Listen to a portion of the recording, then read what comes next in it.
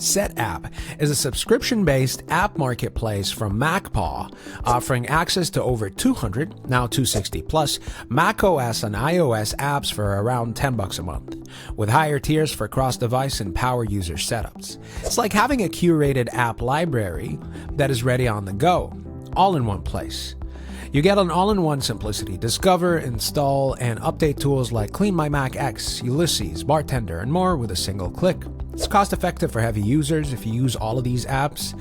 Seamless updates and cross-device. It stays current automatically. Planes support Macs, iPhones, and iPads depending on your tier. There's no ownership though, it's only the subscription model, so you lose it as soon as you lose the subscription. If you only need a few of them, buying them individually may actually be cheaper, and some apps feel niche or dated. Support concerns. A recent Trustpilot review mentions declining customer support feedback. So, if you're a power user with diverse Mac/iOS productivity needs, Setapp offers fantastic value and convenience.